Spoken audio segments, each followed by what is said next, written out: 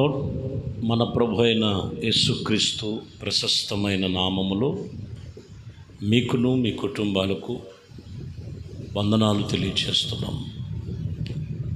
ఈ ఉదయకాలము దేవుడి వాక్యములో ప్రతిరోజు కూడా ఎడతెగక నిత్య కృప అనే కార్యక్రమం మీకును మీ కుటుంబాలకు అనేక మంది నశించిపోతున్న ఆత్మల పట్ల భారభరితముగా భారాన్ని ప్రభు అప్పగించి ఉండగా మరి పరిచర్య కూడా చేస్తున్నాం దేవుని కృపను బట్టి.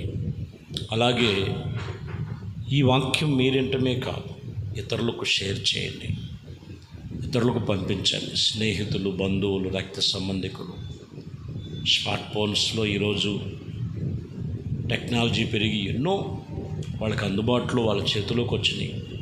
ఇలారా లోకములో ఏది సంపాదించినా ప్రయోజనం లేదు, కానీ భూమి మీద ఉండగానే దేవుని వాక్యమును ఎవరైతే వింటారో, ఎవరైతే ఆ వాక్యాన్ని వారికి అనుగ్రహించబడుతుందో ఖచ్చితంగా వాళ్ళ జీవితాలు ప్రభు వైపు కట్టబడతాయి. వాటి విషయంలో మీరు కూడా పాలిభాగస్తులు అవ్వాల్సిందిగా ప్రభు పేరట మీ అందరికీ ప్రేమపూర్వకంగా తెలియజేస్తున్నాం. మంచిది.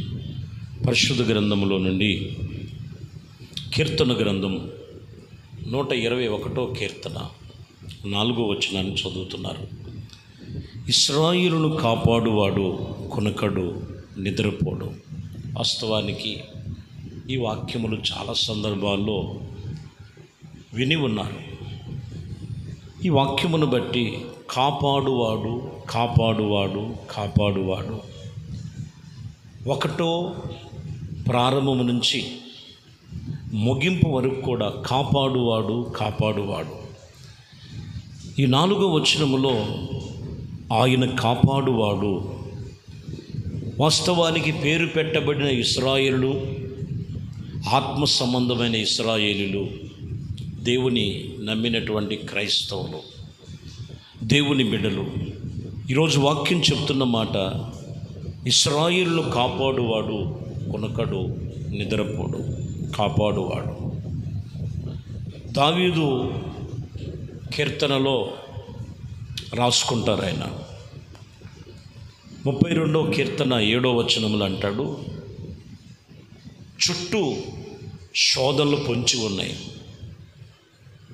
ఒక పక్కేమో మాట ఇచ్చి మాట తప్పినటువంటి సౌలు, బలము లేక కాదు దావీదుకి గొలియాతును చంపినటువంటి వ్యక్తి, సింహాల నోడును చీల్చివేసినటువంటి వ్యక్తి. కానీ ఇక్కడ మనం చూస్తే ఒక ఆపద, సమస్య, తలకమించినటువంటి సమస్య భారాలు దావీదు జీవితంలో చుట్టుముట్టించినప్పుడు 32వ కీర్తనలో 7వ వచనములో మనం చదివితే, నా దాగుచోటువు నీవే, నా శ్రమలలో నుండి నీవు నన్ను రక్షించదవు, విమోచన గానముతో నిన్ను నన్ను ఆవరించి ఉన్నావు. ఇక్కడ మనం గమనించినట్లయితే, నా దాగుచోటువు నీవే, నా శ్రమలలో నుండి నన్ను రక్షించువాడవు. ప్రాముఖ్యమైన మాట. ఎవరంటే కాపాడువాడు? ఇశ్రాయేలును కాపాడువాడు కునకడు, నిద్రపోడని వాక్యం ఈరోజు మూలవాక్యం. కాపాడువాడు. ఆయన ఎప్పుడు కాపాడుతాడంటే ఎవరిష్టానుసారంగా వాళ్ళు వెళ్ళినప్పుడు కాదండి. ఎవరిష్టం వచ్చినట్లుగా వాళ్ళు చేస్తూ, ఎవరిష్టం వచ్చినట్లుగా వాళ్ళు మాట్లాడుతూ, ఎవరిష్టం వచ్చినట్లుగా వాళ్ళ ప్రవర్తనలో మార్పు రాకుండా నన్ను కాపాడు, నా పరిస్థితులను కాపాడంటే కాదు. కానీ శ్రమలలో ఉన్నా, నువ్వు నిందల్లో ఉన్నా, అపవాది ద్వారా కలిగినటువంటి కొన్ని పరిస్థితులు నిన్ను కృంగదీస్తున్నా, దేవుడు దగ్గరికి రా. నా దాగుచోటు ఆయనే. ఆయన సన్నిధిలో నీ వచ్చినట్లయితే ఆయన నిన్ను రక్షించును, కాపాడును, విమోచించును. దేవునికి మహిమ కలుగునుగాక. యెషయా గ్రంథములో 27వ అధ్యాయము 3వ వచనం, యెహోవా అను నేను దానిని కాపు వేసి ఉన్నాను, ప్రతి విషయమును నేను దానికి నీరు కట్టి ఉన్నాను, ఎవ్వరును దాని మీదకి రాకుండినట్లు దివారాత్రులు దాన్ని కాపాడుచున్నాను. ఇక్కడ ఒక తోటతో పోల్చాడు, ఒక చెట్లతో పోల్చాడు ప్రభు. ఇదిగో యెహోవానను నేను కాపు వేశా, ఆ కాపుకి నేను నీరు పెట్టా. ఆ కాపుని నీరు పెట్టడమే కాదు, దివారాత్రులు నేను దాని మీద కాపుదల ఉంచాను, అంటే కాపాడుచున్నాను. ఎవరైతే ఆయన దాగు చోటుకు వస్తారో, ఎవరైతే సంఘ సహవాసంలోకి వస్తారో, ఎవరైతే ప్రార్థన ద్వారా ప్రభువునొద్దకు వస్తారో, ఎవరైతే యేసుక్రీస్తునందు విశ్వాసము కలిగి ఉంటారో వారిని కాపాడగలిగిన దేవుడు నేను ప్రకటిస్తున్న యేసుక్రీస్తు. ఆయనకి దూరంగా ఉండి ఎవరు ఏం చేయలేరు. ఆయన వద్దకు రండి. ఎంతోమంది జీవితాలు బాగుపరిచాడు ఆయన. తాగుబోతులు మార్చాడు, వ్యభిచారులు మార్చాడు, దొంగల్ని మార్చాడు, నరహంతకులు మార్చాడు. నానా విధమైనటువంటి లోకములో ఇదిగో ఎటు వారి జీవితం ఎటు వెళ్ళిపోతుందో తెలియలేని దారి, ఏ విషయంలో గురి లేనటువంటి పరిస్థితుల్లో జీవితాలుగా చెదిరిపోతున్నటువంటి జీవితాలను కూడా మార్చగలిగిన దేవుడు ఆయన. నా దాగుచోటు ఆయనే, యేసుక్రీస్తుని వద్దకు. అదే అంటాడు, నేను కాపు వేశా, నీరు పెట్టా, రాత్రి పగళ్ళు నేను కాపాడుతాను.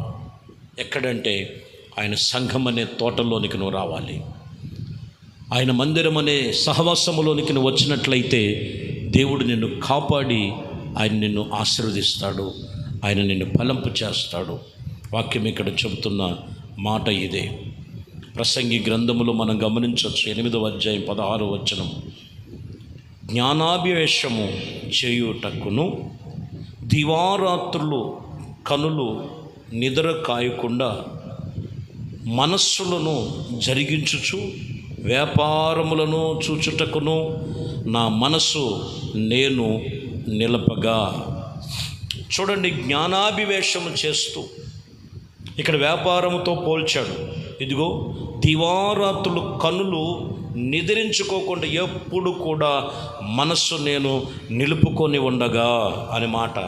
ఎందుకంటే దేవుడు ఎప్పుడు కూడా ఆయన కాపాడుతూనే ఉంటాడు.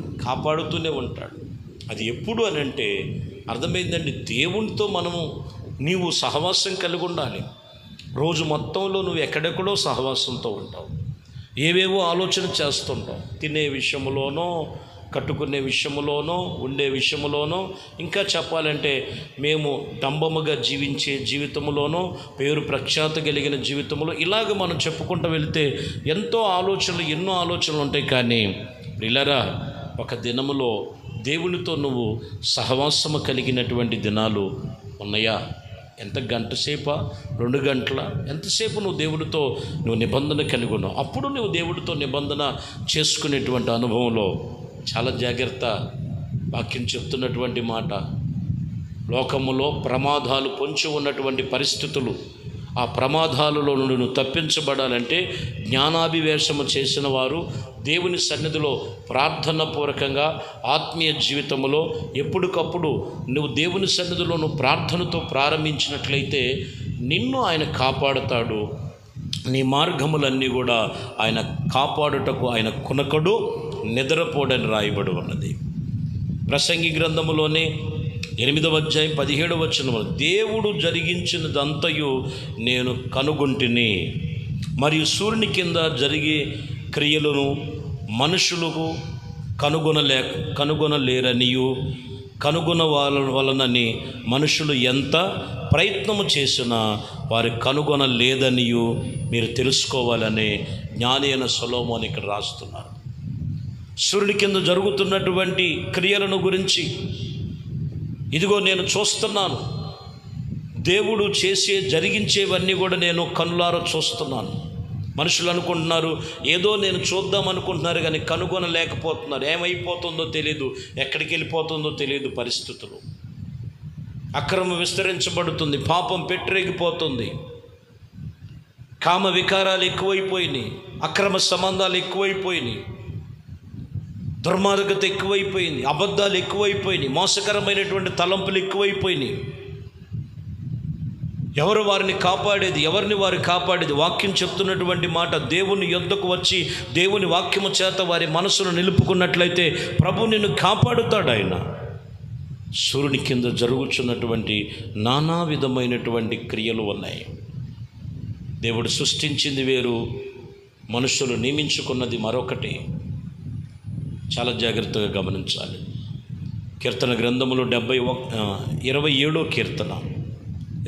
కీర్తన మొదటి వచనం, యెహోవా నాకు వెలుగును రక్షణై ఉన్నాడు, నేను ఎవరికి భయపడుదును? యెహోవా నా ప్రాణదుర్గము, ఇదిగో ఎవరికి నేను వేరుతును? వాక్యం చెప్తున్నమాట.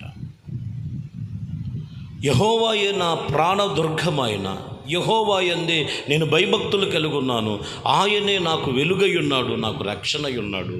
మనం ఎవరికి భయపడాలి? లోక సంబంధమైన వాటికి కాదు. దేవుని యందు భయభక్తులు కలిగి నడుచుకోగలిగితే ఆయన నిన్ను కాపాడుతాడు. ఆయన వెలుగు నీ మీద ఉంటుంది. ఆయన సత్యము నువ్వు తెలుసుకోగలుగుతావు. ప్రియమైన దేవుని బిడ్డలారా, మనుషుల వైపు కాదు. కొంతమంది చూస్తాం, గుడ్డిగా వెళ్ళిపోతుంటారండి, గుడ్డిగా. అదే ప్రారంభములు ఉంటుంది. 121వ కీర్తన ప్రారంభములు మీరు గమనిస్తే, కొండల తట్టు కనులెత్తుచున్నాను, నాకు సహాయము ఎక్కడి నుంచి వచ్చింది? ఎవరి దగ్గర నుంచి వచ్చింది? కొండల తట్టు కాదు. అంటే కొండలను ఎందుకు పోల్చాడంటే, కొండల్లాగా కనపడుతుంటారు మనుషులు. మీకెందుకు నేను ఉన్నాం? బంధువులు చెప్తుంటారు, మీకెందుకు మేము ఉన్నాం? రక్త సంబంధికులు చెప్తుంటారు, ఎప్పుడు మీకు తోడుగానే, లేకపోతే మేము ఆదరణగా ఉంటాం. ఎవరండి ఈరోజు వినటానికి, చెప్పుకొనటానికి? దాగుచోట ఆయనే. మన కనులెత్తాల్సింది ఆయన చోటే. ఆయన నమ్ముకో, ఆయన యందు విశ్వాసం ఉంచు. కొండల తట్టు కనులెత్తగా జీవము కలిగిన యేసుక్రీస్తునందు నువ్వు ఆయన వైపు నువ్వు కనులెత్తితే ఆయన నిన్ను కాపాడుతాడు, ఆయన నిన్ను విడిపిస్తాడు, ఆయన నిన్ను తప్పిస్తాడు, ఆయన నిన్ను సంరక్షిస్తాడు, ఆయన నిన్ను అన్ని విషయాలలో కూడా ఆదరించి ఆయన హక్కును చేర్చుకొని ఆయన వెలుగు నీ మీదకి వచ్చి ఉన్నది. కాబట్టి ఏది చూసి నువ్వు భ్రమపడద్దు. కానీ ఇశ్రాయేలును కాపాడువాడు కొనకడు, నిద్రపోడు. కాబట్టి ఆయన్ని నిన్ను కాపాడుతాడు. ఆయన మీద నీ మనసు నిలుపుకో. ఆయన కాదు, ఆయన పేరే నజరేయుడైన యేసుక్రీస్తును లోబడి ఉండు. మీ అందరి కోసం ప్రార్థన చేద్దాం. ఏ స్థితిలో పడిపోయావు ఒకసారి. పరిశుద్ధుడా, ప్రేమ కలిగిన తండ్రి, దయగలిగిన మా ప్రభువా, ఏ పరిస్థితుల మధ్యలో మీ బిడ్డలు ఉన్నారో మా దాగుచోటు నీవే. శ్రమలలో, నిందలలో ఉన్నప్పుడు లేవనెత్తువాడవు నీవే. మా ఆశ్రయ దుర్గము నీవే, మా వెలుగు నీవే, మా కేడము నీవే. ప్రభా, కొండల తట్టు కనులెత్తక సహాయం చేసే యేసు వైపు దినములలో మీ సన్నిధిలో గడిపే ధన్యత ప్రతి ఒక్కరికి దయచేయమని ఈ వాక్యము వింటున్న ప్రతి ఒక్కరూ ఈ ఉదయ ప్రారంభ దినాలలో ఈ దినమంతా కూడా నా ప్రభువా మీ బిడ్డల అన్ని విషయాలు దీవించి ఆశీర్వదించి వారి పనిపాట్లు, ఉద్యోగములు, వ్యాపారములు, పిల్లల విద్యారంగములు అన్ని విషయములో కాపాడబడుదురుగాక. మీ కృపలో స్థిరపరచమని యేసుక్రీస్తు నామములో ప్రార్థించి వేడుకొనుచున్నాం తండ్రి. ఆమేన్. ప్రభు మిమ్మల్ని దీవించి ఆశీర్వదించును, కాపాడునుగాక. ఆమేన్.